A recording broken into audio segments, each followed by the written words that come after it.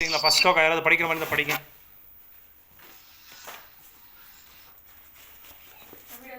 இது ஜீவா மாதாஜி படிங்க. ஐ மீன் இவரு கௌரி மாதாஜி படிங்க மாதாஜி.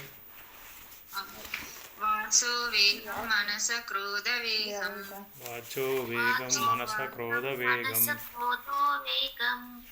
जीवा वेगं उदरो बस्तवेगं ரிப்பீட் பண்ணுங்க எல்லாருமே.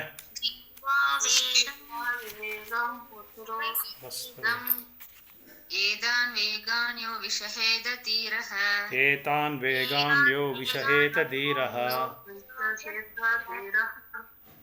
सर्वाम् अवीमां पृथिवीं शशिष्यात्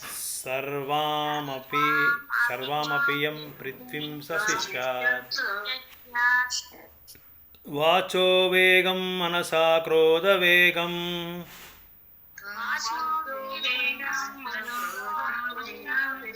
जिह्वा वेगम् उदरपस्थवेगम्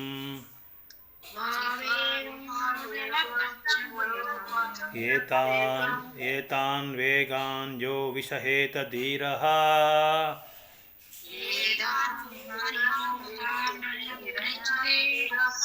सर्वामपि मां पृथ्वीं शासिष्यात्.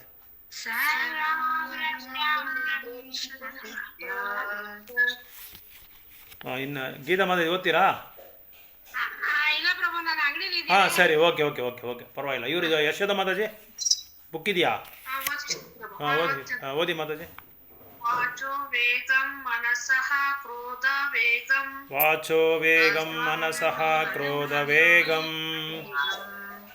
जीवः वेगमुदिरो पश्यत्तवेगं जिह्वा वेगम् उदरापस्थवेगम् एतन् वेगं यो विषहेत धीरः एतान् वेगान् यो विषहेत धीरः सर्वामपि मां पृथ्वीं सविष्यत् सर्वामपि मां पृथ्वीं शासिष्यात्. ಅನುವಾದ ಓದಿ. ಅನುವಾದ ತಮಿಳಲ್ಲಿ ಒಬ್ರು, ಕನ್ನಡದಲ್ಲಿ ಒಬ್ರು ಓದ್ರಿ. ವಾಚಃ ಮಾತಿರ. ಅನುವಾದ ಮಾತ್ರ ಓದಿ Mataji. Mataji word by word ಬೇಡ, ಟೈಮ್ ಆಗುತ್ತೆ. ಅನುವಾದ ಮಾತ್ರ ಓದಿ. ಕೆಳಗಡೆ ಅನುವಾದ ಕೊಟ್ಟವರು ಅಭಯ ಚನ್ನಾರವಿಂದ ಭಕ್ತಿ ವೇದಾಂತ ಸ್ವಾಮಿ ಶೀಲ ಪ್ರಭುಪಾದ ಕಿ. ಓಕೆ, ಈಗ ಓದಿ. ಮಾತಿನ ಚಾಪಲ್ಯವನ್ನು, ಚಿತ್ತ ಚಂಚಲಗಳನ್ನು, ಕೋಪದ ಕೆಲಸಗಳನ್ನು, ನಾಲಿಗೆ ಚಪಲಗಳನ್ನು, ಒಂಟೆಯ ಮತ್ತು ಜನನಾಂಗಗಳ ಪ್ರಚೋದನೆಗಳನ್ನು ನಿಗ್ರಹಿಸಬಲ್ಲ ಸಂಯಮಿಯು ಪ್ರಪಂಚದಾದ್ಯ ಶಿಷ್ಯರನ್ನು ತಯಾರು ಮಾಡಲು ಅರ್ಹನು. Good, very good. ತಮಿಳಲ್ಲಿ ಜೀವ ಮಾತಾಜಿ படிங்க. இருக்கா மாதாஜி? புக் இருக்கா உங்ககிட்ட? ஹரே கிருஷ்ணா. ஜெகதீஷ் அம்மா மாதாஜி இருக்கீங்களா? ஓகே, ஹேமா மாதாஜி மீர் சேதோண்டா.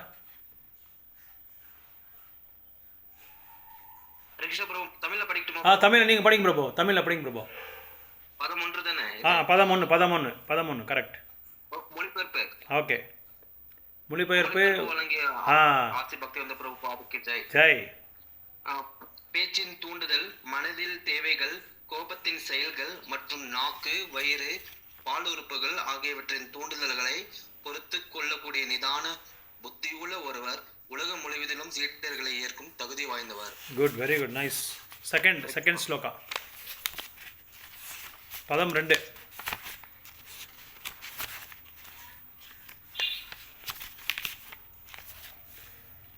அத்யா ஆரஹ பிரயாசஸ்ச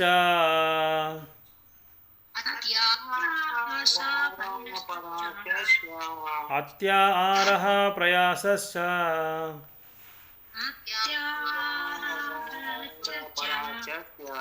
प्रजल्पो नियमाग्रहः जनसङ्गस्य लौल्यं च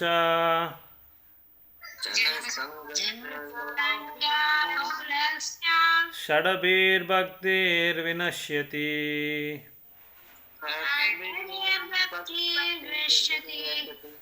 படிங்க பிரபு, கார்த்திக் பிரபு படிங்க, ஸ்லோகா படிங்க.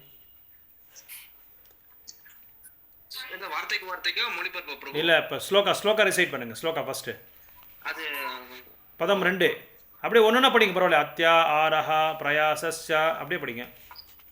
அத்யாயாரா பராசஸ்ய அத்யா ஆரஹா பிரயாசஸ்ய நியமாக்ரஹ பிரஜல்போ நியமாக்ரஹः जनसङ्गाश्लेष्यं षड्भिर्भक्तिर्विरेशति जनसङ्गश्च लौल्यं च षडभिर्भक्तिर्विनश्यति. षड्भिर्भक्तिर्विनश्यति. பிரதிமா மாதம் இருக்காங்களா? பிரதிமா மாதம் இருக்கீரா? இல்லை, அவங்க கிளாஸ் எடுத்து. சரி, ஓகே ஓகே எக்ஸாமுக்கு. ஓகே, வேற ఎవరైనా చెబుతారా శ్లోకా? అత్యాహారః ప్రయాసస్య ప్రజల్పో నియమాగ్రహः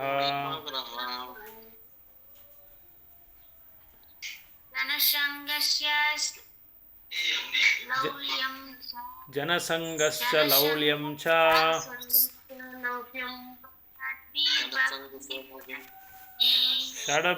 षड्भिर्भक्तिर्विनश्यति. பொருளுரை படிங்க பிரபு, கார்த்திக் பிரபு பொருளுரை படிங்க. மொழிபெயர்ப்பு பிரபு. மொழிபெயர்ப்பு சாரி, மொழிபெயர்ப்பு. ஓகே, மொழிபெயர்ப்பு வழங்கிய ஆசி பக்தி வேதாந்த பிரபு சீல பிரபு ஜெய்.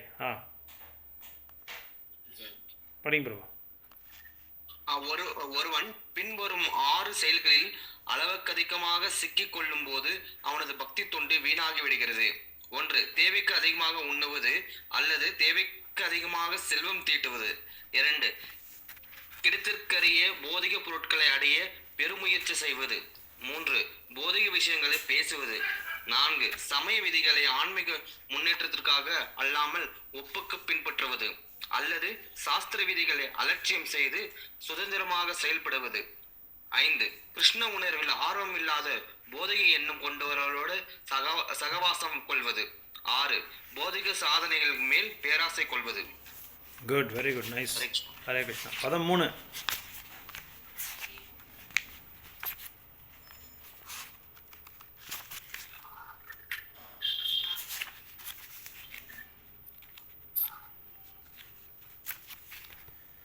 उत्साहान् निश्चयात् धैर्यात्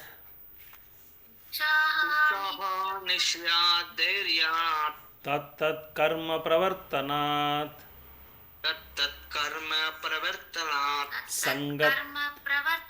संगत्यागत् सतो वृते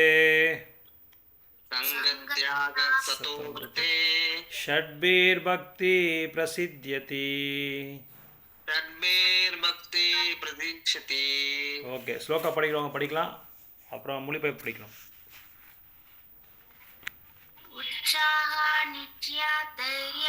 उत्साहान् निश्चयात् धैर्यात्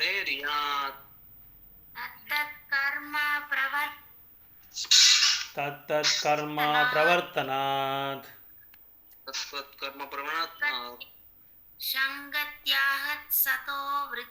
संगत्यागत् सतो वृते षड्भिर्भक्ति प्रसिद्ध्यति. सरोजा माताजी. उत्साहान् निश्चयात् धैर्यात् तत्तत् कर्म प्रवर्तनात् संगत्यागात् सतो वृते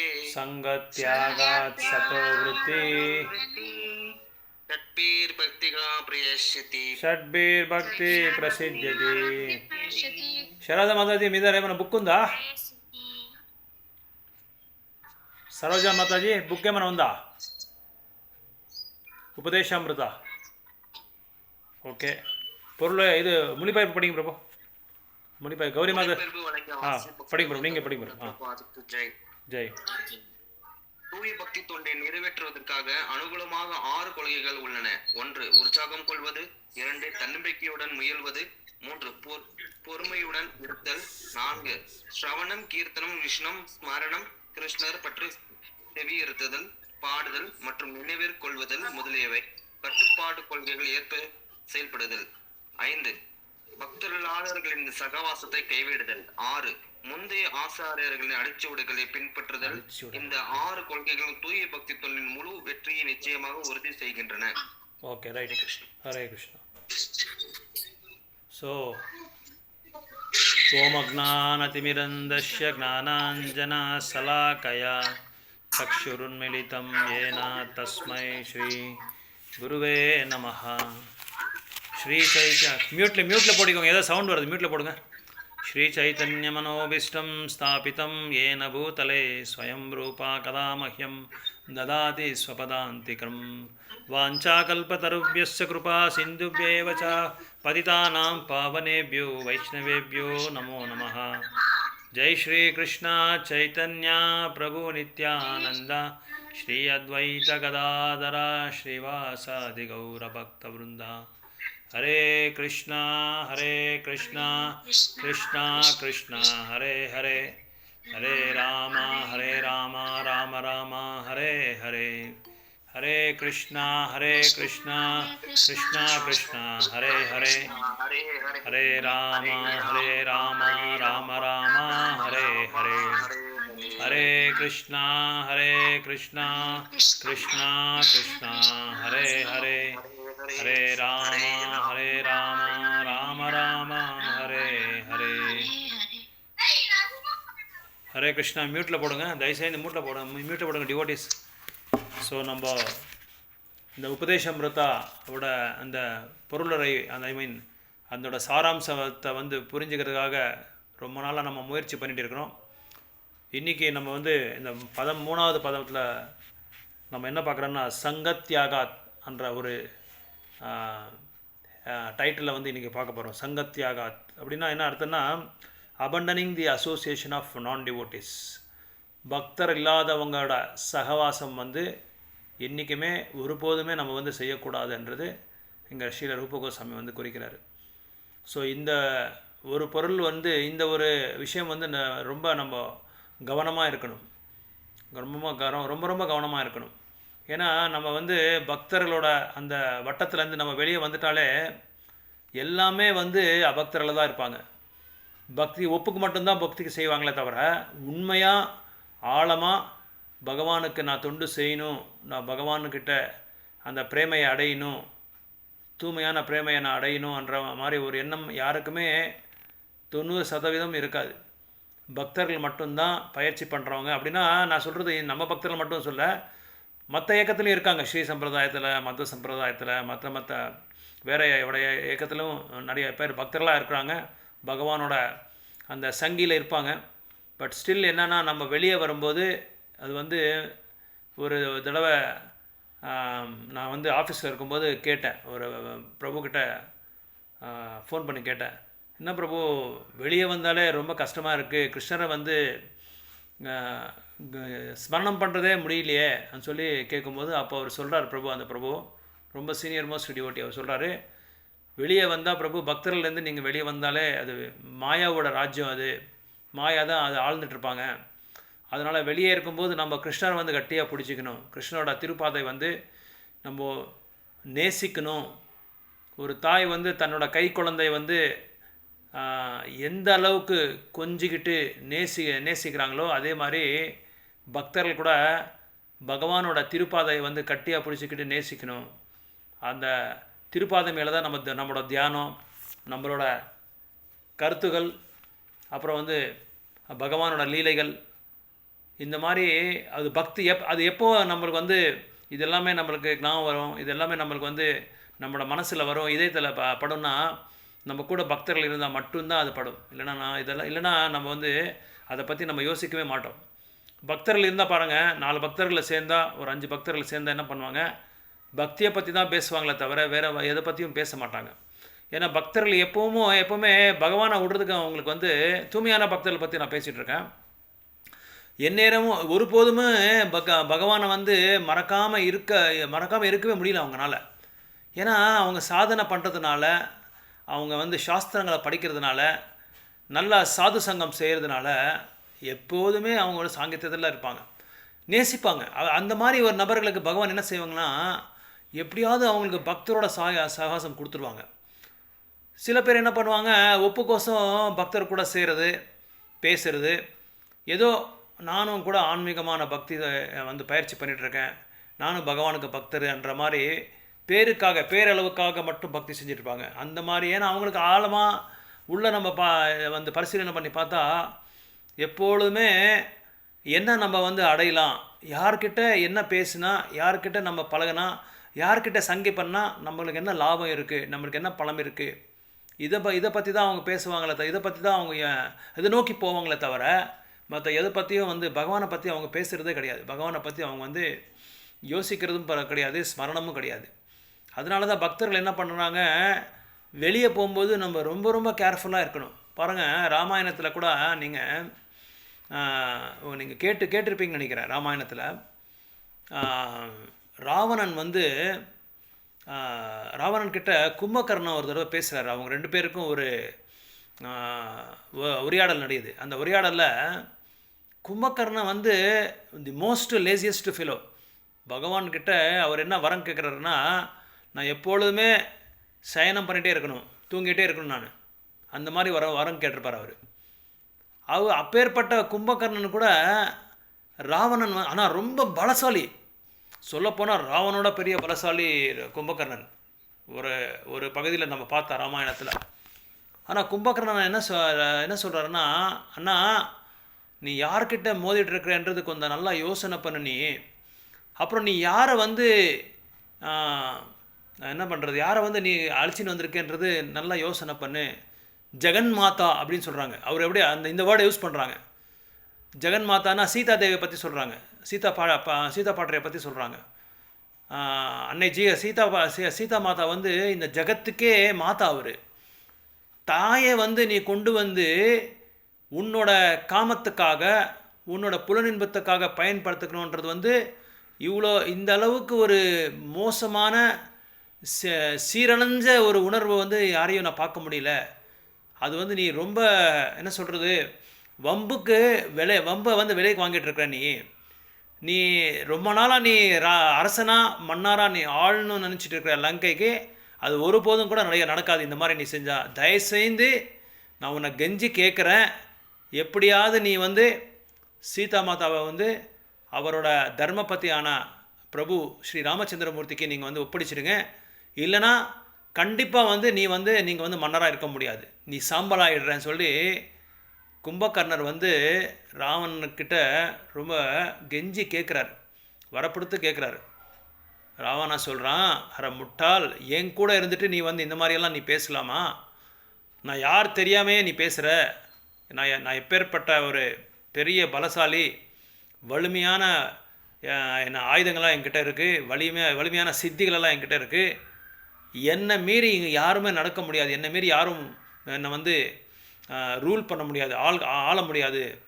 நான் தான் இங்கே வந்து தலைவர், என்னை யாருமே ஒருபோதும் கூட ஒன்றும் பண்ண முடியாது அப்படின்னு சொல்லி கும்பகர்ணன் எவ்வளோ சொல்கிறாங்க. அப்போது கடைசியில் இவ்வளோ சொல்லி கும்பகர்ணன் என்ன பண்ணுறாருன்னா, சரி ஓகே, நீ சொன்ன மாதிரியே நான் கேட்குறேன். ஏன்னா எப்படியும் நான் வந்து இந்த போரில் வந்து நான் உடலை விட்டுற போகிறேன், எனக்கு நல்லா தெரியும் அப்படின்னு சொல்லி கும்பகர்ணன் கடைசியில் சொல்லிட்டு தான் போகிறாரு. ஏன்னா இவர் வரப்படுத்துகிறாரு, நீ எப்படியாவது போய் ராமர்கிட்ட போர் பண்ணும், போர்க்குளத்துக்கு போய் இன்றைக்கி போர் பண்ணுன்னு சொல்லி சொல்கிறாரு. வேறு வழி இல்லாமல் கும்பகர்ணன் என்ன பண்ணுறாரு, ராமர்கிட்ட மோதி கடைசியில் என்ன ஆகிறாரு, சாம்பல் ஆகிடுறாரு. அதே ராவனோட தம்பி விபீஷணன் கூட ராவணன்கிட்ட எவ்வளோ தடவை அவரை வந்து சந்தோஷப்படுத்திட்டு அவரை எப்படியாவது இந்த கிருஷ்ண உணர்வை கொடுத்து பிரச்சாரம் பண்ணி அவரை வந்து பக்தராக்கணும்னு சொல்லி நிறைய முயற்சி பண்ணுறாரு.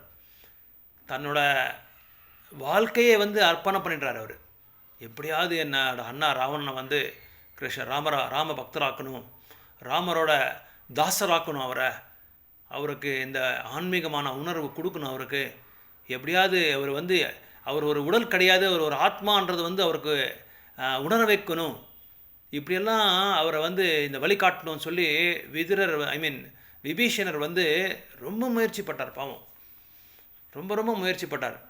ஆனால் ராவணன் ஒரு தடவை அவங்களோட அரண்மனைக்கு வராங்க.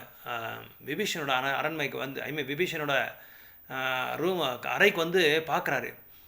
அங்கே லங்காவில் அந்த அரண்மனை ஃபுல்லாமே ஜெய் ராவணா, ஜெய் ராவணா, ஜெய் ராவணா, இப்படி தான் எல்லாருமே நாமத்தை வந்து சேண்ட் பண்ணமே தவிர ராமா என்ற பேரே அங்கே வரக்கூடாது. அந்த மாதிரி ஒரு கட்டமைப்பை ராவணன் வந்து உருவாக்கியிருந்தார் அங்கே, எங்கே லங்கையில். அப்போது ஒரு தடவை என்ன பண்ணுறாரு விபீஷணன் சொல்லி பார்க்கறதுக்காக அவங்க அறைக்கு வராரு.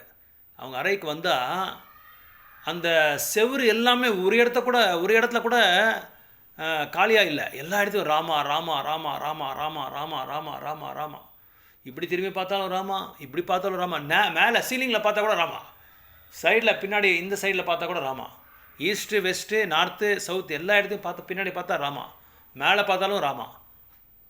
அப்போது ராவனுக்கு பயங்கரமான கோவம் வந்துடுது, எங்கே இல்லாத கோவம் வந்துடுது. நடா நீ எவ்வளோ திமிரு இருக்கு உனக்கு, எவ்வளோ அகங்காரம் இருக்குது உனக்கு, என்னோட அரண்மனையில் இருந்துட்டு என்னோட சத்ரு பேரை நீ எழுதி வச்சிருக்கியா, நீ உனக்கு எவ்வளோடா தைரியம்னு சொல்லி கண்ணா பின்னான்னு திட்டுறாரு. அப்போது விபீஷணன் சொல்கிறாரு, அண்ணா நீ தப்பாக புரிஞ்சுக்கிட்ட, நான் எழுதியிருக்கிற இந்த ராமா பேர் யாருன்னு சொல்லி நீ என்ன ஆழமாக நீ யோசனை பண்ணல, நீ உணர்ச்சி அவசரம் பண்ணுற.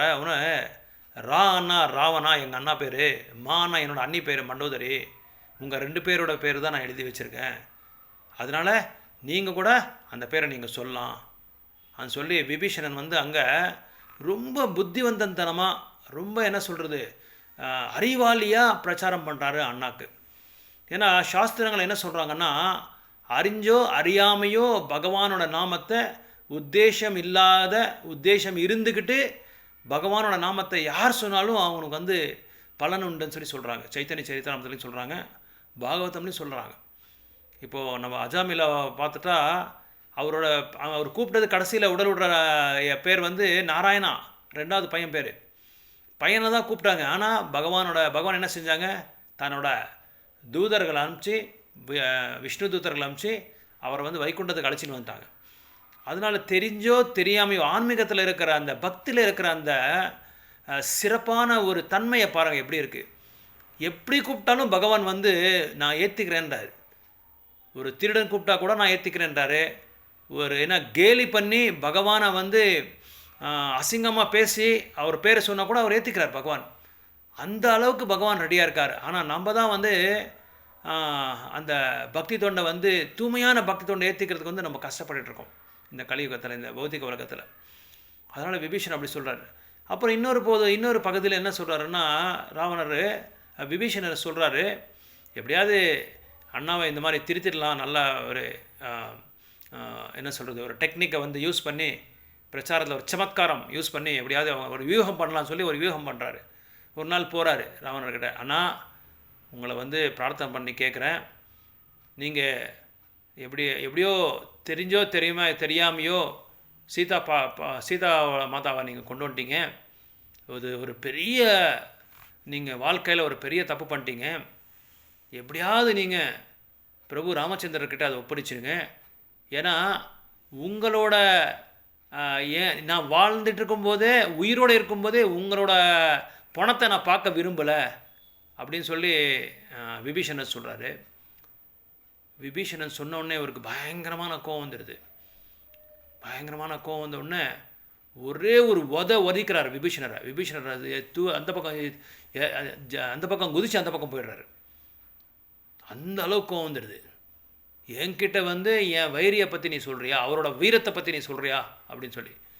ஸோ விபீஷன் வந்து ரொம்ப புத்திசாலி, ரொம்ப உற்சாகம், நிச்சயம், தைரியம் எல்லாமே அவர்கிட்ட இருக்குது.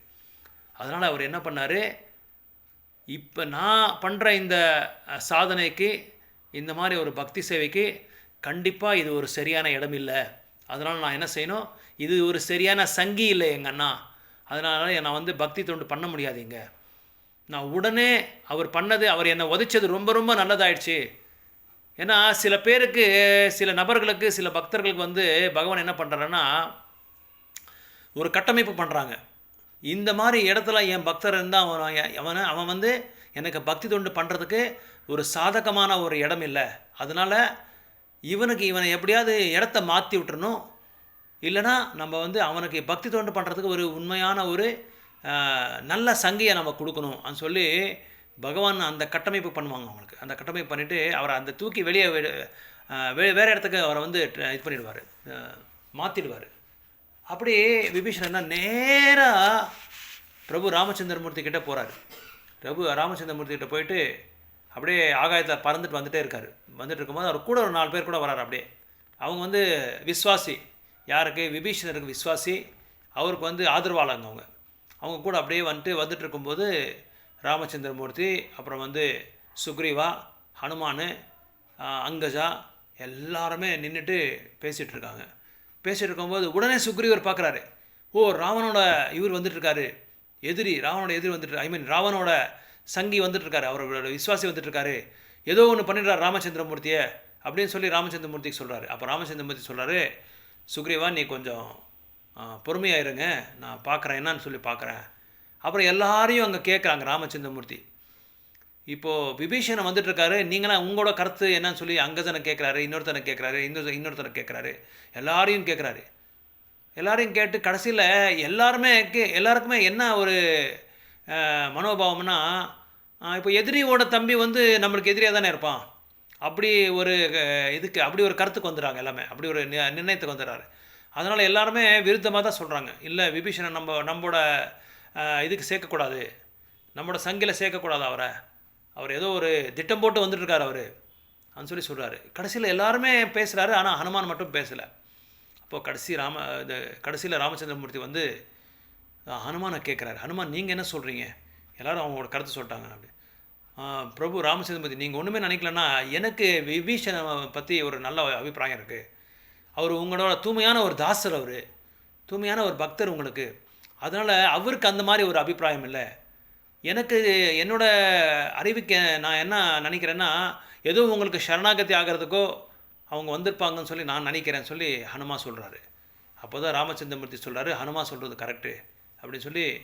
அப்போ விபீஷன் பார்த்தா விபீஷன் நேராக வந்து ராமரோட பாதையில் விழுந்துடுறாரு. ராமரோட பாதையில் வந்து எனக்கு வேறு யாருமே கதி இல்லை, பரமகதி நீங்கள் தான், உங்களை சாந்தி தான் நான் இருக்கிறேன், நான் வந்து விற்பனை பண்ணி விட்டேன் உங்களுக்கு, ஐ ஆம் சோல்ட் அவுட் டு யூன்னு சொல்கிறாரு. நீங்கள் வந்து என்னை வந்து பர்ச்சேஸ் பண்ணிட்டீங்க, எனக்கு யாருமே இல்லைன்னு சொல்லி ராமச்சந்திரமூர்த்திக்கு சரணாகதி ஆகிடுறாரு. அப்போது ராமச்சந்திரமூர்த்தி சொல்கிறாரு, யார் ஒருத்தர் வந்து விபீஷணர் மாதிரி எனக்கு இந்த மாதிரி சரணடைகிறாரோ, நான் ஐ ஆம் யுவர்ஸ், நான் வந்து this is my property, but this property belongs to you, நான் ஒரு சொத்து, இந்த சொத்து வந்து உங்களுக்கு சம்மந்தப்பட்டது, உங்களுக்கு எல்லா உரிமை இருக்குது, நீங்கள் எப்படி வேணாலும் என்னை ஒதுக்கலாம், என்னை டிஸ்போஸ் பண்ணலாம். சிக்ஷாஸ்டகமில் சொல்கிறாங்க, ஆஸ்லிஷ்ய வாபாதரத்தன் பினஸ்டமாம் அதர்ஷனாம் கர்ம மர்மஹதம் கரோத்துபா யதா ததா வா விததாத்து லம்பட்டோ மத்தார்ப்பணநாத் அசுசயவனாபரான்னு சொல்லி சைத்தன்ய மகாபிரபு சொல்கிறாரு. அதாவது பகவான் நீங்களே எனக்கு பிராணநாதர், எல்லாமே நீங்கள் தான், நீங்கள் வந்து என்னை காலில் போட்டு மேய்ச்சாலும் பரவாயில்ல, லம்பட்டோ அப்படின்னா கிருஷ்ணன் அர்த்தம். லம்பட்டோ, நீ என்னை காலில் போட்டு மிதிச்சாலும் பரவாயில்ல, ஒதிச்சாலும் பரவாயில்ல, என்னை இடித்தாலும் பரவாயில்ல, எதை வேணாலும் நீங்கள் பண்ணலாம், என்ன நான் உங்களோட டிஸ்போசலில் இருக்கிறேன், நீங்கள் எங்கே வேணாலும் என்ன எது வேணாலும் நீங்கள் அனுப்பலாம், எது வேணாலும் நீங்கள் பண்ணலாம், நான் உங்களை விட்டு நான் எங்கேயும் போக மாட்டேன், எனக்கு நீங்கள் தான் பரமகதி, வேறு யாருமே எனக்கு கிடையாது அப்படின்னு சொல்லி சைத்தன்ய மகாபிரபு வந்து கிருஷ்ணர்கிட்ட வேண்டுறாரு. அவரே தான் பக்தராக வந்திருக்கிறதுனால மற்ற பக்தர்களுக்கு வந்து எப்படி வந்து சரணாகதி ஆகணும், எப்படியெல்லாம் நம்ம வந்து பகவானுக்கு வந்து பிரேமை அடையணும், எந்த மாதிரி ஒரு கீழ்மட்டமான ஒரு நிலைக்கு நம்ம போகணும்னு சொல்லி நம்மளுக்கு காட்சி கொடுக்குறாரு அங்கே சைத்தன்ய மகாபிரபு. அப்படி இந்த மாதிரி விபீஷணர் ஒருத்தர் எப்படி எனக்கு சரணடைஞ்சாரோ அதே வழியில் நீங்கள் யாராவது வந்தால் நான் உங்களை வந்து கண்டிப்பாக என்னோடய ராஜ்யத்துக்கு நான் கூட்டி அழிச்சின்னு போகிறேன்னு சொல்லி உறுதிமொழி கொடுக்குறாரு ராமச்சந்திரமூர்த்தி. அதுக்கு ஒரு ஸ்லோகாவே இருக்குது, அந்த ஸ்லோகா வந்து நான் குரூப்பில் அனுப்பிச்சிருக்கேன், மறுபடியும் உங்களுக்கு அனுப்புகிறேன். இது வந்து சரம ஸ்லோகான்னு சொல்லுவாங்க. 1866 பகவத்கீதாவில் எப்படி சரம ஸ்லோகாவோ அதே மாதிரி இது ஒரு ஸ்லோகா. இந்த மாதிரி 4 ஸ்லோகா இருக்குது. இந்த சரம ஸ்லோகாவை எதுக்காக இந்த ஸ்லோகா உங்களுக்கு சொல்கிறேன்னா, யாராவது கடைசி நேரத்தில் உடல் விடுற டைமில் இந்த ஸ்லோகா பற்றி தெரிஞ்சுக்கிட்டு இந்த ஸ்லோகாவை யாரை உச்சாரணை பண்ணுறாங்களோ அப்புறம் புரிஞ்சுக்கிறாரோ அதே மாதிரி இது மேலே தியானம் பண்ணுறாரோ அவங்க கண்டிப்பாக வைகுண்டத்துக்கு போயிடுவாங்க. அதனால தான் இது சொல்லுவாங்க. இன்னொன்று வந்து வராக புராணத்தில் ஒன்று இருக்குது. இன்னொரு ஸ்லோகம் ஏதோ இதில் இருக்குது. அது நான் தேடிட்டு இருக்கேன். நான் எனக்கு கிடைக்கல, எழுதி வச்சுருக்கேன். ஸோ இந்த 1866 பகவத்கீதா, இன்னொன்று வந்து ராமாயணம், இன்னொன்று வந்து வராக புராணத்தில் ஒரு ஸ்லோகம் இருக்குது. இந்த 4 ஸ்லோகம் வந்து ரொம்ப ரொம்ப முக்கியமான ஒரு ஸ்லோகம். இது வந்து சரம ஸ்லோகான்னு சொல்லுவாங்க. அதாவது ஒரு உயிர்வாளி வந்து தன்னோட அந்திம சமயத்தில் உயிர் விடும்போது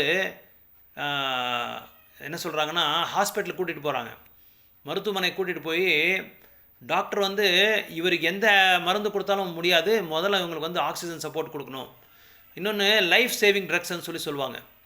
உயிரை காப்பாற்று ஒரு மருந்து இருக்கும். அந்த மருந்து அது வந்து ரொம்ப காஸ்ட்லியாக இருக்கும். ஒன்று 10,000, ஒன்று 20,000, ஒன்று லட்சக்கணக்காக கூட ஆகும்.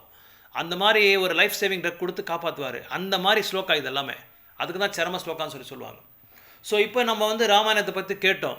இங்கே ராமாயணத்தில் ராவனோட சங்கியில் வந்து கும்பகர்ணனும் இருந்தார், அப்புறம் வந்து விபீஷணரும் இருந்தார்.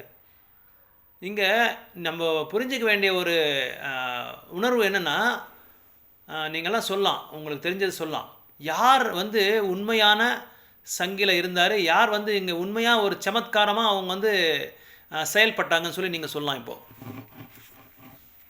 கும்பகர்ணன் பண்ண தப்பென்னா, விபீஷணன் பண்ண தப்பென்னா, இல்லை 2 பேரில் யார் கரெக்டு, யார் சரி, எது சரியான சங்கி? ஏன்னா இங்கே நம்ம சங்கியை பற்றி பேசுகிறோம். அசோசியேஷன் ஆஃப் நான் டிவோட்டிஸ், அபக்தர்களை வந்து ஒருபோதுமே நம்ம வந்து சகவாசம் செய்யக்கூடாதுன்றாங்க. அது எப்படி நீங்கள் பார்க்குறீங்க? இந்த கதையை வச்சு எப்படி பார்க்குறீங்க? அதனால தான் அந்த ராமாயணத்தை பற்றி நான் சொன்னேன்.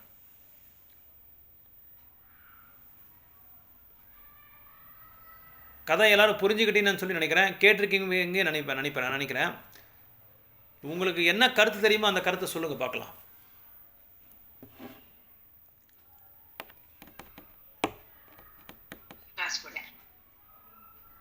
விபீஷணரு வந்து இது பண்ணாரு, நல்ல சங்கத்துக்கு வந்தாரு. ஆனா அவரு ராவணர் கூட இருந்தாரு. ராவணன் கூட இருந்தா கூட அவங்களுக்கு ராமா கிடைச்சதுக்கு அப்புறமா அவங்க வெளியில வந்துட்டாரு. எது தப்புன்னு தெரிஞ்ச உடனே வெளியில வந்துட்டாரு. Okay, very good. வேற கும்பகர்ணர் அவங்க பக்கமே இருந்தாரு. ஆனா அவர் பண்ண தப்பு. ஓகே, சொல்லுங்க. விபீஷணர் மாதிரி இருக்கணும். Okay, right. வேற ஏதாவது கருத்துக்கள் இருக்கா? யசோதா மாதாஜி, நீவேನು ಹೇಳ್ತೀರಾ? பக்தரில்லாதவர்கள் சகவாசத்தை கைவிடுதல். குட். அந்த 5th பாயிண்ட்ல இருக்கிற மாதிரி அவர் விபீஷணன் வந்து ராவணனை கைவிட்டுட்டாரு. Good, very good. வேற யசோதா மாதாஜி? ಪ್ರಭು ಇವರು ಬಂದು ವಿಭೀಷಣ, ಕುಂಭಕರ್ಣ, ವಿಭೀಷಣ, ರಾವಣ, ರಾಮ. ರಾಮರು ಬಂದು ತುಂಬಾ ಇದು ಅಂತ ಹೇಳ್ಬಿಟ್ಟು ಅವ್ರ ಜೊತೆ ವಿಭೀಷಣರು ಬಂದು ಸೇರ್ಕೊಂಡಿದ್ದಕ್ಕೆ ಅವ್ರಿಗೆ ಮುಕ್ತಿ ಸಿಕ್ತು ಪ್ರಭು. Good, very good, nice. Okay, Gauri Mata, நீங்கள் என்ன சொல்கிறீங்க?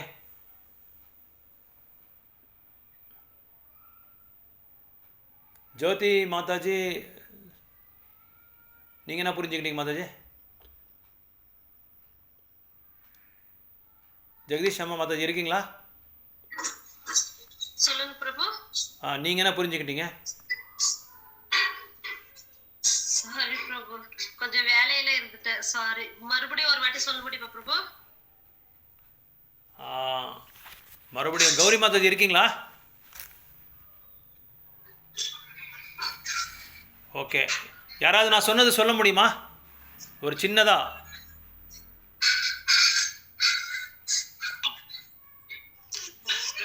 கும்பகர்ணருக்கு விபீஷணருக்கு வித்தியாசம் என்ன? ஓகே. நல்ல சங்கத்துக்கு பக்தர் சகவாசம் விடுவது. Okay, very good, nice. எல்லாருமே கரெக்டாக சொல்லிட்டீங்க, கரெக்டாக புரிஞ்சுக்கிட்டீங்க. இங்கே நம்ம வந்து புரிஞ்சிக்க வேண்டியது என்னென்னா, எதுக்காக இதை பற்றி இந்த கதையை பற்றி நான் சொன்னேன்னா, நம்ம வெளியே போகும்போது பக்தரோட சாங்கித்யம் இல்லாத சமயத்தில் நம்ம என்ன செய்கிறோம், எல்லாமே அபக்தர்கள் தான் நம்ம கூட இருப்பாங்க. அதாவது நம்ம பக்தி தொண்டு பண்ணுறதுக்கு, பகவானை வந்து ஸ்மரணை பண்ணுறதுக்கு, பகவானோட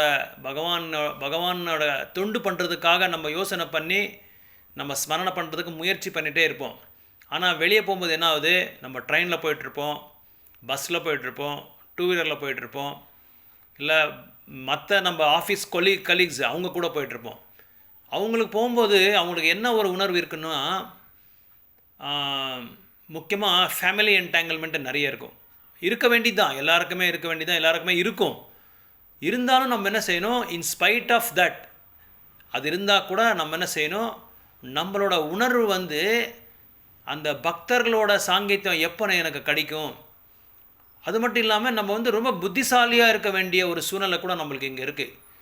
ரொம்ப நம்ம வந்து ஃபோர்ஸ்ஃபுல்லாக நம்ம புத்திசாலியாக இருக்கணும். எங்கே போனாலும் நம்மளுக்கு வந்து யார் என்ன எதை பற்றி பேசுகிறாரோன்றது வந்து நம்ம வந்து அளவு போட்டு நம்ம வந்து பேச வேண்டியதாக இருக்கும். அப்புறம் வந்து அளவு பண்ணி அவங்கக்கிட்ட நம்ம வந்து நம்ம வந்து சாங்கித்யம் செய்ய வேண்டியதாக இருக்கும். அது பகவானை பற்றி பேசுனா சரி, இல்லை அது பக்தரை பற்றி பேசுனா, இல்லை ஆன்மீகத்தை பற்றி பேசுனா தான் நம்ம வந்து காதை கொடுக்கணும். அல்லது நம்ம வந்து ஆஃபீஸ் வேலை இருக்கும், அந்த வேலையை முடிச்சுட்டு டக்குன்னு நம்ம வந்து அவங்கக்கிட்ட அந்த வெளியே வந்துடணும்.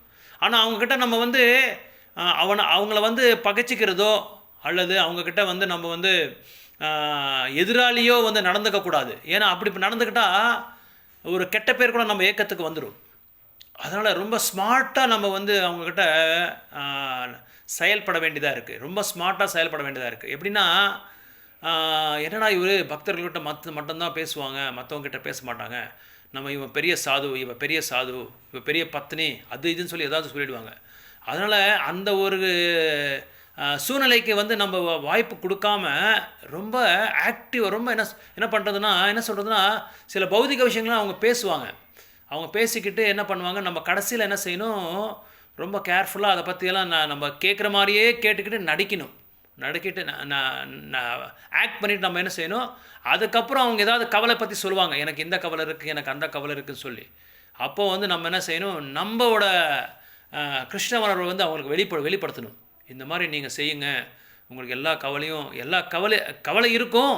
பக்தராகிட்டால் வந்து கவலை இல்லைன்னு சொல்லி நாங்கள் சொல்கிறதில்ல, கவலை ஜாஸ்தியாக இருக்கும் பக்தர்களுக்கு. ஆனால் இருந்தாலும் அதை எப்படி வந்து கட்டமைப்பு பண்ணுறது, அதை எப்படி வந்து ஹேண்டில் பண்ணுறதுன்றது வந்து நம்மளுக்கு வந்து நம்ம வைஷ்ணவர்கள், ஆச்சாரியாஸ், குரு, கிருஷ்ணா வந்து நம்மளுக்கு அந்த இது கொடுப்பாங்க, அந்த அறிவை கொடுப்பாங்க, அந்த சமத்காரத்தை கொடுப்பாங்க.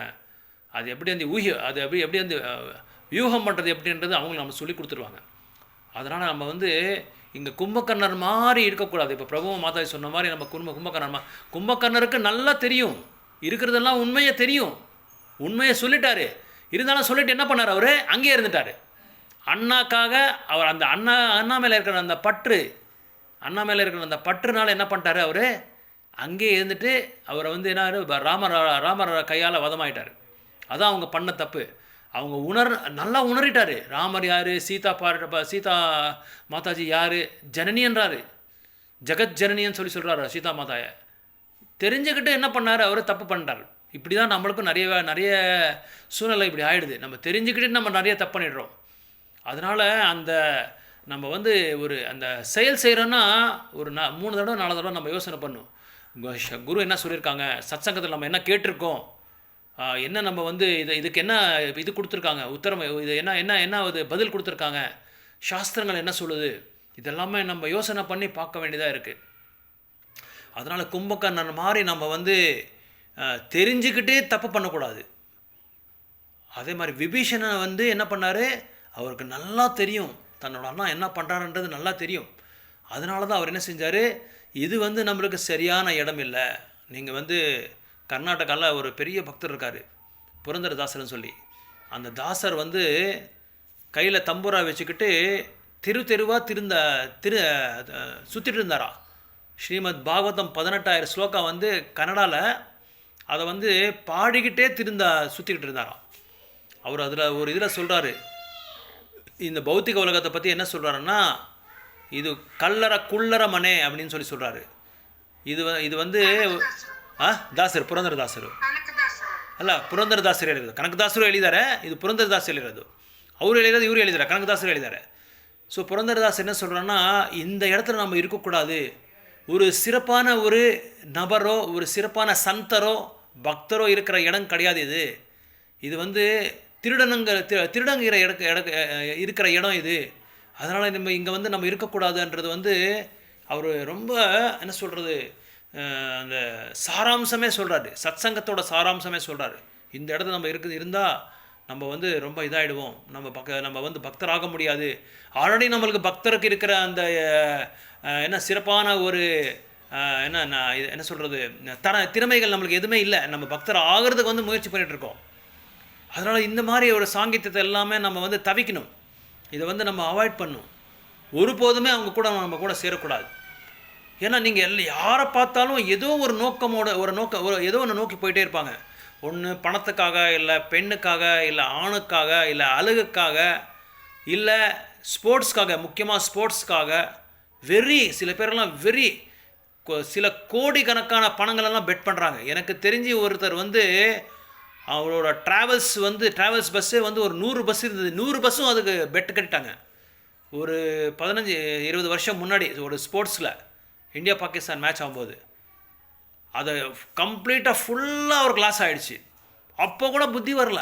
கேம்லிங்ன்றது அவ்வளோ பெரிய ஒரு அடிக்ஷன் மாதிரி அது. அதனால் அந்த சாங்கித்யம்ன்றது வந்து அசத் சங்க தியாகோ ஓ வைஷ்ணவச்சாரியா அப்படின்னு சொல்லி சைத்தன்ய மகாபிரபு சைத்தன்ய சரிதாரத்தில் சொல்கிறாரு. ஸ்ரீ சங்கே அசத் சங்கே இது ரெண்டுமே இருக்கக்கூடாது. அபக்தர்கிட்ட எந்த காரணத்தை கொண்டு அவங்கக்கிட்ட நம்ம வந்து சாங்கித்யம் செய்யக்கூடாது, ஸ்ரீசங்கம் செய்யக்கூடாது. ஸ்ரீசங்கம் என்றைக்குமே ஸ்ரீசங்கம் செய்யக்கூடாது. இது ரெண்டுமே நம்ம செஞ்சால் நம்ம பக்தியில் வந்து என்ன சொல்கிறது மாற்றத்தை கொண்டு வர முடியாது. அப்புறம் வந்து வளர்ச்சி இருக்காது. எப்பொழுதுமே நம்ம கீழே போயிட்டே இருப்போம், டிசெண்டிங் ஆர்டர் தான் போயிட்டே இருப்போம். மேலே நம்ம வளரவே முடியாது. செடி மாதிரி நம்ம வளரணும், மலை மாதிரி நம்ம வளர்கிட்டே இருக்கணும் பக்தியில். அப்படி பண்ணுன்னா நம்ம நிறைய சாஸ்திரங்களை படிக்கணும், நிறைய சத்சங்கத்தில் சொல்கிறதெல்லாம் நம்ம கடைப்பிடிக்கணும், நிறைய ஸ்லோகாஸை வந்து கடைப்பிடிச்சி அதை வந்து அதோட பொருளுரையை வந்து நம்ம புரிஞ்சுக்கிட்டு நம்ம வந்து நம்ம வாழ்க்கையில் அப்ளிகேஷன் இருக்கணும், கடைப்பிடிக்கணும். அதை கடைப்பிடிச்சா தான் நம்ம வந்து ஒரு சிறப்பான பக்தராக முடியும். இன்னொன்று முக்கியமாக மற்ற பக்தர்களை பற்றி என்றைக்குமே நம்ம அபராதம் பண்ணக்கூடாது. இந்த பக்தர் அப்படி, இந்த பக்தருக்கு எதுவுமே தெரியாது, அவருக்கு எதுவுமே தெரியாது, அவரோட இது, அவர் இவரோட இது அப்படின்னு சொல்லி நம்ம யாரையும் அளவு போட்டு பேசவும் கூடாது. அளவு போட்டு மனசில் வந்து அவரை பற்றி நம்ம எந்த யோசனையும் வச்சுக்கக்கூடாது. நம்மளுக்கு வந்து கரெக்டாக சாஸ்திரங்களை என்ன சொல்கிறாங்க, யார்கிட்ட சேர்ந்தால் நம்ம ஒரு நல்ல பக்தி தொண்டை வந்து நம்ம வளர்த்தலாம் அப்படின்றது வந்து ஒரு சீடர் வந்து கேட்குறாரு. இந்த மாதிரி சத்சங்கத்தில் ஒரு மகாராஜ் கிட்ட கேட்குறாரு, மகாராஜ் நீங்கள் வந்து சாது சங்கம் சொல்கிறீங்க, எப்படி சாது சங்கம் பண்ணுறது, யார் சிறப்பான பக்தர், எப்படி நம்ம வந்து அவங்கள கண்டுபிடிக்கிறது, எப்படி வந்து அவங்கள வந்து நம்ம வந்து எடை போடுறது. அப்படி எடை போடுறதுனா என்ன அர்த்தம்னா அவங்கள வந்து என்ன சொல்கிறது ஜஸ்டிஃபை பண்ணுறது, எப்படி இவர் தான் கரெக்டான பக்தர், இவர் தான் கரெக்டான பக்தர் இல்லைன்னு சொல்லி எப்படி ஜஸ்டிஃபை பண்ணுறதுன்னு சொல்லி அவரை கேட்ட பிறகு நீங்கள் அவங்க கூட இப்போ மகாராஜ் சொல்கிறாரு, ஒரு 10 நாளோ 15 நாளோ ஒரு மாதமோ அவங்க கூட இருங்க, உங்களோட உணர்வு எப்படி இருக்க சொல்லி நீங்கள் பாருங்கள். உங்கள் உணர்வை பார்த்து அந்த உணர்வுக்கு தகுந்த மாதிரி என்ன பலன் கிடைக்கும், உங்கள் வாயில் என்ன வார்த்தைகள் வரும், உங்களோட நடவடிக்கை எப்படி இருக்கும், நீங்கள் பண்ணுற செயல்கள் எப்படி இருக்கும், மற்றவங்ககிட்ட நீங்கள் எப்படி நடந்துக்கிறீங்க, இது எல்லாமே நீங்கள் மாற்றத்தை பார்க்கலாம். அவர் ஒரு சிறப்பான பக்தரா, தூயமான பக்தரா, நல்லா சாதனை பண்ணுற பக்தர், நல்ல பிரச்சாரம் பண்ணுற பக்தர், நல்ல அவங்களோட குருநாதரோட கட்டளைகளை வந்து கடைப்பிடிக்கிற ஒரு சீடர்களை நம்ம பார்த்தா அவங்கக்கிட்ட ரிசல்ட்ஸ் இருக்கும். அந்த ரிசல்ட்ஸை வச்சு நம்ம வந்து இது பண்ணிடலாம். ஒரு சிறப்பான பக்தர், ஒரு கட்டமைப்பு இருக்கிற ஒரு சீடர்கள் வந்து என்ன பண்ணுவாங்கன்னா, எப்பொழுதுமே பகவானோட செய்திகளை வந்து பிரச்சாரம் பண்ணுறதுக்காக, அதுக்கப்புறம் அவங்களோட சாதனையும் வந்து என்ன சொல்கிறது பாதுகாப்பு பண்ணுறதுக்கு, அதை வந்து காப்பாற்றுறதுக்காக அவங்க முயற்சி பண்ணிகிட்டே இருப்பாங்க. அதுக்கப்புறம் ஒரு சிறப்பான ஒரு பக்தர் வந்து எப்பவும் புக் டிஸ்ட்ரிபியூஷன் பிரபுபாதர் ரொம்ப பிடிக்கும். ஏன்னா எல்லாருமே இந்த மாதிரி ஆன்லைனில் அப்புறம் வந்து ஆஃப்லைனில் வந்து சாங்கித்யம் பண்ணுறதுக்கு வந்து அவங்களுக்கு வந்து ருச்சி வந்து கம்மியாக இருக்கும். ஆன்மீகமான ருச்சி கம்மியாக இருக்கும். பௌதிகமான ருச்சி வந்து நாளைக்கு நாளைக்கு அசத் சங்கத்தியாக அசத் சங்க அபக்தர்கள்கிட்ட சாங்கித்தம் பண்ணுறதுனால அவங்களுக்கு வந்து ருச்சி நேரமும் வந்து அது மேலே தான் இருக்கும். எப்பொழுதுமே அந்த ரெஸ்டாரண்ட்டுக்கு போகலாமா, இந்த ரெஸ்டாரண்ட் போகலாமா, அந்த மாலுக்கு போகலாமா, இந்த மாலுக்கு போகலாமா, அவங்க கூட போகலாமா, இவங்க கூட போனால், அதாவது நாளைக்கு நாளைக்கு எப்படியெல்லாம் நம்ம வந்து செயல்பட்டால் நம்மளோட புலங்கள் வந்து சந்திருப்தி ஆகும் அப்படி தான் வந்து பார்ப்பாங்களே தவிர, அதை நோக்கி போகிறாங்களே தவிர, இந்த ஒரு சிறப்பான ஒரு வழிபாடுக்கு அவங்க வர்றதுக்கு ரொம்ப கஷ்டமாயிடும். ஏன்னா அது மேலே அவங்களுக்கு பற்று ஜாஸ்தி இருக்கிறதுனால அவங்களால அந்த அந்த டேஸ்ட்டை வந்து விட முடியல. அதனால தான் 2வது அத்தியாயத்தில் கிருஷ்ணர் என்ன சொல்கிறான்னா, அந்த தாழ்மையாக அந்த அந்த என்ன சொல்கிறது, கீழ்மட்டமான அந்த ருச்சியை வந்து நம்ம விடணும்னா கிவ் அப் பண்ணும் அப்படின்னா தூய்மையான ருச்சியை நம்ம எடுத்துக்கணும். அதாவது சிறப்பான ஒரு ருச்சி, உயர்ந்தமான ஒரு ருச்சியை நம்ம எடுத்துக்கணும். அந்த ஒரு ஸ்லோகம் நம்ம நல்ல ஸ்லோகம் 2வது அத்தியாயத்தில் சொல்கிறாங்க. அதனால் ஹையர் டேஸ்ட்னு சொல்கிறாங்க. அதுக்கு பிரபுபாதர் சொல்கிறாரு ஹையர் டேஸ்ட். அந்த என்ன சொல்கிறது, ஒரு ஒரு சிறப்பான ஒரு மெலோடியஸ் டெலிஷியஸ் உணவை நம்ம சாப்பிட்டா அதில் வந்து பயங்கரமாக ருச்சி இருக்கும். அந்த ருச்சியை எடுத்தால் இந்த தாழ்ந்த ருச்சி நம்மக்கிட்ட போயிடும். இந்த தாழ்ந்த சங்கி அதெல்லாம் நம்மக்கிட்ட போயிடும். அதுக்கு நிறைய வைஷ்ணவர்கள் என்ன சொல்கிறாங்கன்னா, இந்த மாதிரி சத்சங்கத்தில் நீங்கள் இருந்தால் அந்த மாதிரி தாழ்ந்த ருச்சி உங்களுக்கு வரவே வராது. இடமே இருக்காது, சமயமே இருக்காது. முதல்ல நம்மளுக்கு அந்த சமயமே இருக்காது. கண்டினியூஸாக நம்ம வந்து சத்சங்கத்தில் இருக்கிறதுனால, கண்டினியூஸாக நம்ம சாண்டிங் பண்ணுறதுனால, கண்டினியூஸாக நாங்கள் புக் டிஸ்ட்ரிபியூஷன் அந்த மாதிரி சேவை பண்ணுறதுனால நம்ம வந்து அந்த தாழ்ந்த ருச்சி நம்மக்கிட்டே வராது. ஏன்னா இங்கே நம்ம பிஸி ஆகிடுறோம், எங்கேஜ் ஆகிடுறோம். இப்போது ஒரு ட்ரெயினுக்கு ஏறுறோம், ஒரு பஸ்ஸுக்கு ஏறுறோம், ஒரு ஃப்ளைட்டுக்கு ஏறுறோம். அங்கே எல்லாமே ஃபில்அப் ஆகிட்டுருக்கு, எல்லாம் ரிசர்வேஷன் ஆகிட்டுருக்கு. ரிசர்வேஷன் ஆகிருக்கிற ஒரு இடத்துல வந்து நம்மளுக்கு என்ன செய்கிறோம், நம்ம உள்ளே நுழையிறோம். நம்ம எப்படியோ நம்ம டெஸ்டினேஷன் போய் சேரணும். Other desperately we have to reach our destination. நம்மளோட அதோட பாயிண்ட்டுக்கு அந்த பாயிண்ட்டுக்கு நம்ம சேரணும்னா நம்ம என்ன செய்கிறோம், எங்கேயோ ஒரு இடத்த நம்ம எனக்கு இடம் கிடைச்சா போதும், நிற்கிறது இடம் கிடைச்சா போதும், நான் நின்றுட்டு கூட நான் வந்துடுவேன் அப்படின்னு சொல்லி நம்மளுக்கு அந்த இது வந்துடும். ஏன்னா ஃபுல்லாகிட்டுருக்கு, எல்லாமே ஃபுல்லாகிட்டுருக்கு. அதே பாருங்கள், எதாவது காலியாக இருந்தால் பாருங்கள், ஆஃப் சீசனில் பஸ்ஸு காலியாக இருக்கும், இடம் எல்லா இடத்துலையும் காலியாக இருக்குது, ஏதோ 1-2 சீட்டு தான் ஃபுல்லாக இருக்கும். அப்போ நம்ம என்ன செய்கிறோம், நம்ம மனசு என்ன செய்யுது, இங்கே உட்காரலாமா, முன்னாடி உட்காரலாமா, பின்னாடி உட்காரலாமா, நடுவில் உட்காரலாமா, விண்டோ சீட்டில் உட்காரலாமா, இல்லை அட்ஜசன்ட் சீட்டில் உட்காரலாமா, எந்த இடத்துல உட்காந்தா நல்லா இருக்கும்ன்றது பல யோசனைகள் வரும். ஏன்னா மைண்டு வந்து எங்கேஜ்மெண்ட் இல்லை. மைண்டுக்கு வந்து ஒரு சரியான கட்டமைப்பு இல்லை, ஒரு சரியான நியந்திரணம் இல்லை, ஒரு சரியான சாங்கித்யம் இல்லை. அதனால் மைண்டு என்னென்னமோ சொல்லுது, பல யோசனைகள் நம்மளுக்கு கொடுக்குது. இப்படி அவங்ககிட்ட சேரலாமா, இவங்ககிட்ட பேசலாமா, அந்த இடத்துக்கு போகலாமா, இதை படிக்கலாமா, இதை ஸ்டால் பண்ணலாமா, இதில் சர்ஃபிங் பண்ணலாமா, ஃபேஸ்புக்கை பார்க்கலாமா, இல்லை இன்ஸ்டாகிராமை பார்க்கலாமா. இதுதான் நம்மளுக்கு பெரிய நோய் கலியுகத்தில். மாயாவே இந்த உருவத்தில் வந்து நம்மளை வந்து இந்த பக்தர்கள் எல்லாருக்குமே வந்து சரியான ஒரு சித்திரம்சம் பண்ணுது நம்மளை. அதனால் அந்த சரியான சத்சங்கத்தில் நம்ம இருந்துட்டால் நம்மளுக்கு இந்த பொழுதுபோதே தெரியறதில்ல. நம்மளுக்கு எப்படா நம்ம டைம் பாஸ் பண்ணிட்டோம்ன்றதே தெரியாது, எங்கேயோ போயிட்டோம் நம்ம. ஸ்ரீரங்கத்தில் ஒரு தடவை ஒரு சின்ன ஒரு மண்டபம், அந்த மண்டபத்தில் என்ன சொல்கிறாங்க, ஒரு 4 சாதுக்கள் வந்து நின்றுட்டு பேசிகிட்டே இருக்காங்க. அரங்கரை பற்றி பேசிகிட்டு இருக்காரு. அரங்கரை பற்றி பேச அவங்களுக்கு என்ன மழை, சரியான மழை, இந்த மாதிரி மழை காலத்தில் சரியான மழையே நிற்கலை, 1 மணி நேரம் 2 மணி நேரம் நல்ல கனமழை பேசிகிட்டே இருக்கார். அந்த டைமில் ஒரு கருப்பாக ஒரு பையன் அங்கே வந்து நிற்கிறாரு. இந்த 4 சாதுக்கள் கிட்ட கேட்குறாரு, ரொம்ப ஜோர் மழையாக இருக்குது, கனமழையாக இருக்குது, நான் மழை நிற்கிற வரைக்கும் அங்கே எனக்கு கொஞ்சம் இடம் கொடுக்குறீங்களான்னு சொல்லி கேட்குறாங்க. அங்கே இருக்கிறத இடம் 4 பேருக்கு மட்டும்தான். அந்த 4 பேர் ரொம்ப கஷ்டமாக நிற்கிறாங்க. ஆனால் அவங்களுக்கு கஷ்டமாக தோணலை. ஏன் கஷ்டமாக தோணலைன்னா அரங்கரை பற்றி பேசிகிட்டே இருக்காரு, அரங்கரோட லீலைகளை பற்றி பேசிகிட்டு இருக்காரு. அந்த திவ்யமான லீலையில் வந்து பயன்படப்பட அவங்க தன்மயத்தில் போயிட்டாங்க. சரி, இவரு இடம் கொடுத்தாரு. இந்த பாலன், இந்த சிறுவன் என்ன செய்கிறான், கேட்டுகிட்டே இருக்காரு. அந்த சிறுவன் வந்து கேட்க மழை நின்றுடுச்சு. இவங்க அந்த சிறுவன் இருக்கிறதே இவங்க பார்க்கவே இல்லை. இவங்க பாட்டுக்கு அந்த திவ்ய லீலத்தில், திவ்ய கானம் அந்த லீலையில் போயிட்டாங்க. அந்த லீலையில் பயணம் பண்ணிகிட்டே இருக்காங்க. இவருக்கு அந்த பையன் போனதே தெரியல. அப்புறமா அந்த மழை நின்ன பிறகு ஒரு 10 நிமிஷம் ஆன பிறகு பார்த்தா அந்த மலையில் அந்த பையனை சிறுவன் காணோம். அப்போ தான் இவங்க புரிஞ்சுக்கிட்டாங்க அந்த அரங்கனே வந்துட்டுருக்காரு. ஏன்னா பகவான் என்ன சொல்கிறாருன்னா, நான் வைகுண்டத்தில் வாசம் பண்ண மாட்டேன், எங்கே என் பக்தர்கள் என் சந்தர்கள் வந்து என்ன கானம் பண்ணிட்டு இருக்காங்களோ அங்கே அவங்களோட இதயத்தில் நான் இருப்பேன், அவங்களோட நடுவில் நான் இருப்பேன்னு சொல்லி சொல்கிறாரு. அந்த மாதிரி பக்தர்கள் வந்து 4 பேர் கேதர் ஆகினா என்ன ஆகுவாங்க, சேர்னா அந்த சங்கில் சேர்ந்தால் பகவான் வந்து புகழ்ந்து பாடிட்டே இருப்பாங்க. பகவான் லீலைகளை பற்றி பேசுவாங்க, பக்தி பற்றி பேசுவாங்க. பக்தியில் வந்து என்ன குறையாக இருக்குது, ஏன் என்னால் இது சாதிக்க முடியல, இதை பற்றியே தான் அவங்க வந்து சர்ச்சை பண்ணிட்டு பேசிகிட்டு இருப்பாங்க. அதனால் சாங்கித்யம் வந்து it plays a very major and vibrant role in our Krishna consciousness.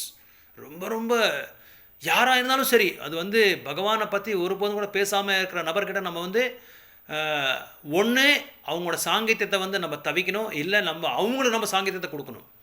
இதுதான் ஃபார்முலா அதுக்கு. Always remember Krishna, never forget Krishna. Okay, Hare Krishna.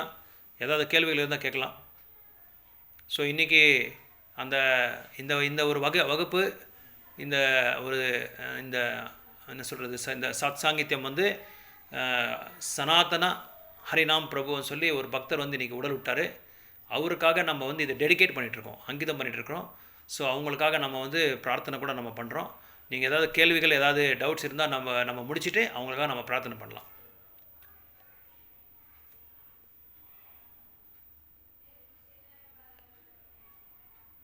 யாருக்காவது கேள்வி எதாவது இருக்கா? வேறு கருத்துக்கள் எதாவது இருந்தால் கூட நீங்கள் சொல்லலாம்.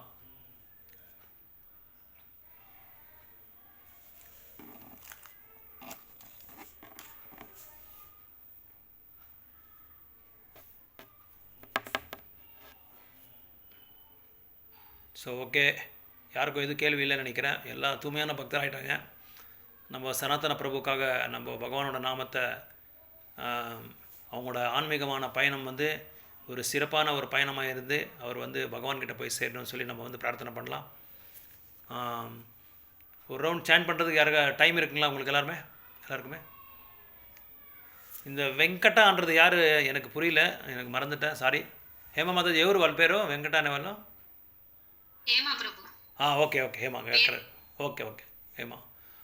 తర్వాత సరోజా ఎవరు? సరోజా మాతాజీ. Okay right, Hare Krishna. ఇంకొకరు అప్పుడే ఎవరో వచ్చి ஓகே ரைட். நம்ம வந்து இப்போது ப்ரேயர் பண்ணலாம் சனாதன பிரபுக்காக. ரொம்ப ஒரு சிறப்பான பக்தர், ஒரு வைஷ்ணவர், நிறைய சேவை செஞ்சுருக்காரு. கிட்டத்தட்ட எனக்கு தெரிஞ்சு எங்கள் பேட்சில் ஒரு 25 வருஷமாக அவர் எனக்கு தெரியும், நல்லா தெரியும்.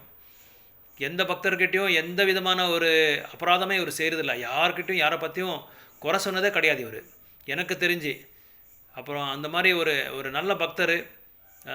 நிறைய படிப்பாங்க, டைம் கிடச்சா பகவத்கீதா படிக்கிறது, பாகவதம் படிக்கிறது, பக்தர்களுக்கு சேவை செய்கிறது, பக்தர்களுக்கு உதவி செய்கிறது. அப்புறம் கோயிலில் வந்து நிறைய சேவைகள் செஞ்சிட்ருக்காங்க. ஏதாவது இப்போ ஒரு பைப் உடஞ்சிடுச்சா உடனே வந்து டக்குன்னு வந்து அவர் அப்போ அங்கே வந்திருக்காருன்னா அந்த பைப்பை உடனே அங்கே கேட் வால் க்ளோஸ் பண்ணி அது வந்து உடனே தன்னோட வீட்டில் செய்கிறாங்களோ இல்லை, அந்த கோயிலில் மட்டும் தன்னோட வேலையாக பகவானோட வேலையாக வந்து சேவை செஞ்சு ஒரு சிறப்பாக வந்து செயல்படுத்திட்டு இருந்தார். ரொம்ப பணிவான ஒரு பக்தர், எனக்கு தெரிஞ்சு ரொம்ப ரொம்ப பணிவான பக்தர். எப்பொழுதுமே பகவானோட நாமத்தை சொல்லிட்டு இருப்பாங்க. சைக்கிளில் தான் வருவாங்க இவங்க. ரொம்ப தாழ்மையான ஒரு பக்தர், ஒரு மீனியல் சர்வெண்ட். எப்பவும் அந்த அகங்காரம்ன்றது நான் அவரோட மூஞ்சில் நான் என்றைக்குமே நான் பார்த்ததே கிடையாது. என்றைக்குமே வந்து கோவப்பட மாட்டார், யார் எது செஞ்சாலும் கோவப்பட மாட்டார். தாழ்மையாக பக்தி செய்வார், ரொம்ப சகிச்சுக்கிட்டு இருப்பார். யார் என்ன சொன்னாலும் சரியான கரெக்டான சேவை செய்வார். சொல்கிறது முன்னாடியே ஓகே பிரபு நான் செய்கிறேன். ரொம்ப கஷ்டப்பட்டுருக்கார் வீட்டில். தன்னோட மனைவி வந்து பாவம் என்னன்னு தெரியல, ஒரு வேளை அது கூட ஒரு அட்வான்டேஜாக நம்ம எடுத்துக்கலாம், ஆன்மீகமான ஒரு பலனாக ஒரு ஃபேவரபுளாக நம்ம எடுத்துக்கலாம். சில வீட்டில் வந்து சில பேர் வந்து கிருஷ்ண பக்திக்கு விருத்தமாக இருந்தால் கூட என்ன பண்ணுவாருன்னா அது பக்திக்கு வந்து நம்ம சீரியஸ் ஆகிறதுக்கு ஒரு வாய்ப்பு கூட இருக்கும். அப்படின்னு எல்லாரும் வீட்லேயும் அந்த மாதிரி இருக்காது, ஒரு வீட்லேயும் ஒரு சூழ்நிலை இருக்கும். அந்த மாதிரி நல்லா ரொம்ப ரொம்ப கஷ்டப்பட்டார் கிருஷ்ண பக்தி. வீட்லேயே அவங்களால பண்ண முடியல, ஏன்னா சரியான ஒத்துழைப்பு இல்லை வீட்டில். அப்படி இருந்தாலும் அவங்க வந்து அந்த பக்தியை வந்து என்றைக்குமே கைவிடல. எப்பவும் சங்கிலே இருப்பாங்க, பக்தரோட சங்கத்திலே இருப்பாங்க. இவர் கூட நம்மளுக்கு ஒரு நல்ல உதாரணம், ஒரு ரோல் மாடல். ஏன்னா நம்ம வந்து இந்த மாதிரி வீட்டில் ஒரு ஒத்துழைப்பு இருந்தோன்னா ரொம்ப ரொம்ப கஷ்டம் நம்ம பக்தி சேவை செய்கிறதுக்கு. அதனால் எல்லாரும் வீட்டில் பக்தர் ஆகிட்டா அப்பேற்பட்ட ஒரு பெரிய பொக்கிஷன் நம்மளுக்கு வந்து எதுவுமே கிடையாது. பல கோடி நம்மளுக்கு என்ன பணம் கொடுத்தா கூட அதில் ஒரு சந்தோஷம் இருக்காது. அப்பேற்பட்ட ஒரு சிறப்பான ஒரு பொக்கிஷம் அது. அப்போ அந்த மாதிரி ஒரு சூழ்நிலை அவங்களுக்கு இல்லாத இருக்கும்போது கூட நல்ல ஒரு சாதனை பண்ணார் இந்த பிரபு. ஸோ அவருக்காக நம்ம வந்து பிரார்த்தனை செய்யலாம். ஒரு 3 தடவை வந்து உக்ரம் வீரம் மகாவிஷ்ணு சொல்லலாம். ஒரு 8 தடவை ஹரே கிருஷ்ண மந்திரத்தை நம்ம சொல்லி முடிக்கலாம். ஓகே, உக்ரம் எல்லாருமே சேர்ந்து அப்படியே சொல்லிடலாம். எல்லாருமே சேர்ந்து சொல்லுங்கள்.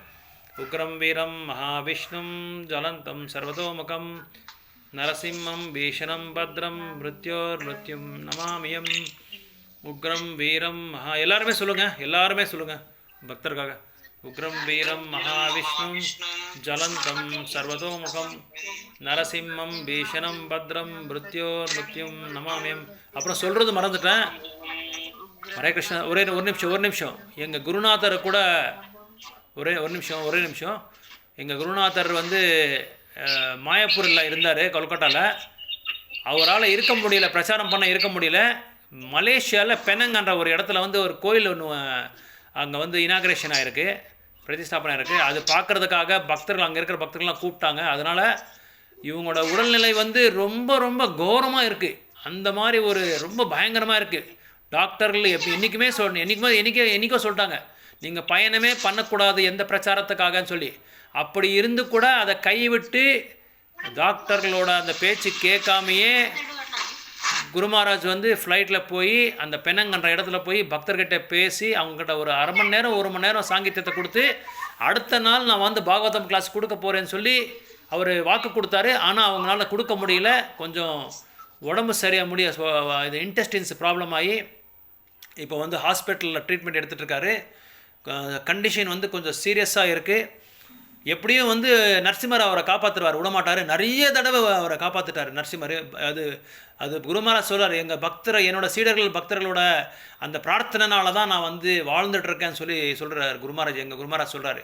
ஆனால் உண்மையாக அவங்களோட தூய்மையான பக்தி, அவங்க குருநாதருக்கு அவங்க செஞ்ச அந்த நன்றி கடமைன்னு சொல்லுவாங்க இல்லையா, அந்த நன்றி கடமை வந்து அப்பாற்பட்டது.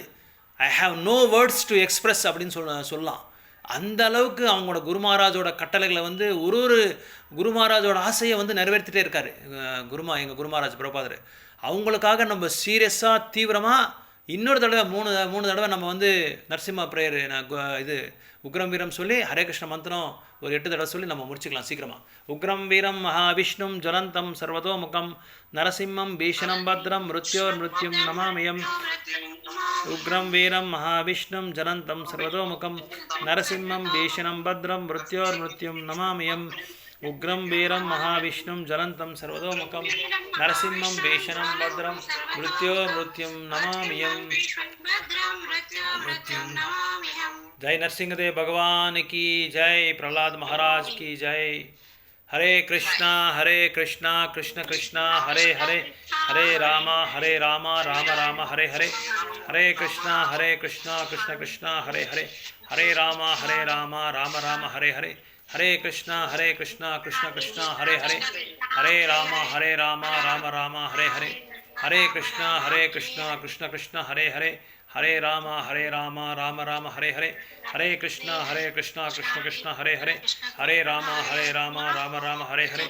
हरे कृष्णा कृष्ण कृष्ण हरे हरे, हरे राम राम राम हरे हरे. हरे कृष्णा कृष्ण कृष्ण हरे हरे, हरे राम राम राम हरे हरे. हरे कृष्णा कृष्ण कृष्ण हरे हरे, हरे राम राम राम हरे हरे.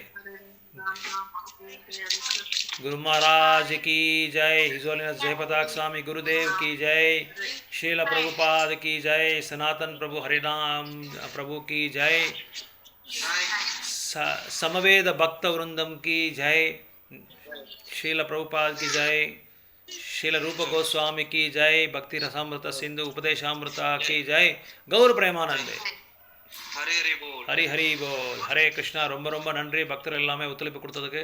ஹரே கிருஷ்ணா. கிருஷ்ணா பிரபு. ஹரே கிருஷ்ணா. ஹரே கிருஷ்ணா. பிரபு சொல்லுங்க பிரபு, சொல்லுங்க பிரபு. பிரபு இது நம்ம நம்ம ஒண்ணு அசத் சங்க கூட சேரக்கூடாது, இன்னொருத்தர் ஏதோ சொன்னீங்களே பக்தரா? ஸ்ரீசங்கி பெண்கள் பெண்கள் வந்து பக்தர் அல்லாத அவங்க கிட்ட நம்ம சேரக்கூடாது. பெண்கள் வந்து பக்தர் அல்லாத அவங்க கிட்ட நம்ம சேரக்கூடாது. ஸ்ரீசாங்கித்தம் எல்லாம் ரெண்டுமே ஒன்று தானே பிரபு? இல்லை, இங்கே பெண்கள் ஆண்களுக்கு வந்து பெண்கள், பெண்களுக்கு வந்து ஆண்கள். அது வந்து சைத்தன்ய ரெண்டுமே ஆண் பெண் ரெண்டுமே சேர்த்து தான் பக்தர் அல்லாதவர்கள். ஆமாம். இப்போ ஆண்கள் வந்து பக்தர் அல்லாத ஆண்கள் கிட்ட சேரக்கூடாது, பெண்கள் வந்து பக்தர் அல்லாத பெண்கள் கிட்ட சேரக்கூடாது. அதாவது அப்படி ஒரு சூழ்நிலை வந்தால், அப்படி ஒரு ஒரு சுச்சுவேஷன் வந்தால் அதை வந்து எப்படி டேக்கிள் பண்ணுறது வந்து நம்ம சமத்காரமாக டேக்கிள் பண்ணிக்கணும். அதாவது நம்ம வேலை என்ன இருக்கோ அதை வந்து அதை மட்டும் நம்ம முடிச்சுட்டு அதை வந்து கட் பண்ணிடணும். ஓகேவா பிரபு? புரியுதா பிரபு? ஓகே பிரபு. ஏன்னா அப்படி நம்ம வந்து பௌத்திக வர்க்கத்தில் நம்ம வந்து அவாய்ட் பண்ண முடியாது. எல்லா இடத்துலையும் எல்லாரும் இருப்பாங்க. இப்போ ஒரு ஹாஸ்பிட்டல் போனாலும் பெண்கள் இருப்பாங்க, ஒரு ஹாஸ்பிட்டல் போனாலும் ஆண்கள் இருப்பாங்க, ஒரு ஆஃபீஸ் போனாலும் இருப்பாங்க, ஒரு கவர்மெண்ட் ஆஃபீஸில் எல்லாருமே இருக்காங்க. அந்த மாதிரி சூழ்நிலை நம்ம என்ன செய்யணும், நம்மளோட இதை முடிச்சுட்டு நம்ம வந்துடணும், நம்ம வேலையை முடிச்சுட்டு நம்ம வந்துடணும். நம்ம என்ன காரியத்துக்காக போயிருக்கணும் அந்த காரியத்தை மட்டும் பண்ணணும். ஒருவேளை கிருஷ்ணரை பற்றியோ பகவானை பற்றியோ ஆன்மீகத்தை பற்றியோ யாராவது பேசினா நம்ம பேசலாம். அதை பற்றி நம்ம பேசினா நம்ம வந்து வாயை திறக்கலாம். ஏன்னா ஃபேவரபிள் கிருஷ்ணா கான்ஷியஸ்னஸ் அனுகூல்யமாக இருந்தால் பேசலாம், அனானுகூல்யமாக இருந்தால் நம்ம பேசக்கூடாது. ஓகே பிரபு. ஓகே. அசத் சங்கம் அப்புறம் ஸ்ரீசங்கே பெண்கள் பெண்கள் முக்கியமாக அதான் சொல்கிறாங்க சைத்தன்ய மகாபிரபு. இது சைத்தன்ய மகாபிரபு சொன்னது, மகாபிரபுவே சொன்னது. Okay right. ஹரே கிருஷ்ணா. ஹரே கிருஷ்ணா. தண்டவத் பிரணாம்ஸ். ಹರೇ ಕೃಷ್ಣ. ಹರೇ ಕೃಷ್ಣ. ಹರೇ ಕೃಷ್ಣ. ಹರೇ ಕೃಷ್ಣ. ಇಲ್ಲಿ ಭಗವಂತ ಕಣ್ಮರೆಯಾದಾಗ ನಂತರ ಧರ್ಮವು ಎಲ್ಲಿ ಆಶ್ರಯ ಪಡಿತು? ಭಗವಂತ ಕಣ್ಮರಿಯಾಗುವಾಗ ಭಗವಂತ ಬಂದು ಭಾಗವತಂ ರೂಪದಲ್ಲಿ ಬಂದಿದ್ದಾರೆ. ಹೌದು, ಶ್ರೀಮದ್ ಭಾಗವತಂ ರೂಪದಲ್ಲಿ ಬಂದು ಆ ಒಂದು ಸನ್ನಿವೇಶನ ಏನು ಮಾಡಿದ್ರು, ಭಗವಂತ ಬಂದು ಭಾಗವತ ರೂಪದಲ್ಲಿ ಬಂದು ಭಕ್ತರಿಗೆ ಅವರ ಸಾಹಿತ್ಯವನ್ನು ಅವರ ಸಾಂಗತ್ಯವನ್ನು ಕೊಡ್ತಾರೆ. ಇದು ಭಾಗವತಮಲ್ಲಿ ನಿಮಗೆ ಮೊದಲನೇ ಸ್ಕಂದದಲ್ಲಿ 4ನೇ ಅಧ್ಯಾಯದಲ್ಲೋ 3ನೇ ಅಧ್ಯಾಯದಲ್ಲೋ ಬರುತ್ತೆ. ಅದಕ್ಕೊಂದು ಶ್ಲೋಕನೇ ಬರುತ್ತೆ, ಸ್ವಧಾಮ ಅಂತ ಬರುತ್ತೆ ಆ ಶ್ಲೋಕ. ಸ್ವಧಾಮಕ್ಕೆ ಹೋಗುವಾಗ ಭಗವಂತ ಇದು ಯಾಕಂದರೆ ಇದು ಋಷಿಗಳು ಕೇಳ್ತಾರೆ, ಇವರು ಶೌನಕ ಮುನಿ ಋಷಿಗಳು ಬಂದು ಕೇಳ್ತಾರೆ ಇವ್ರನ್ನ, ಸೂತಮುನಿನ ಕೇಳ್ತಾರೆ. ಸೂತಮುನಿನ ಕೇಳುವಾಗ ಭಗವಂತ, ಇದು 6ನೇ ಪ್ರಶ್ನೆ ಅನ್ಕೊತೀನಿ, ಭಗವಂತ ಕಣ್ಮರಿ ಆಗುವಾಗ ಈ ಭಗವಂತ ಯಾವ ರೂಪದಲ್ಲಿ ಬರ್ತಾರೆ ಅಂತ ಕೇಳುವಾಗ ಭಾಗವತಂ ರೂಪದಲ್ಲಿ ಅವ್ರು ಬರ್ತಾರೆ. ಹೌದು. అదే 6 క్వశ్చన్లో రాసిందను అది ఆన్సర్ తెల్ల ప్రభు ఏమేమి పంపిస్తాను. 6 క్వశ్చన్లకు ఆన్సర్ పంపిస్తాను నేను. సరే ప్రభు. Okay right. Hare Krishna. Hare Krishna. Hare Krishna. Hare Krishna. Hare Krishna. Hare Krishna. Thanks ప్రభు. హరే కృష్ణ. Thank you. హరే కృష్ణ ప్రభు. హరే కృష్ణ. హరే కృష్ణ. హరే కృష్ణ.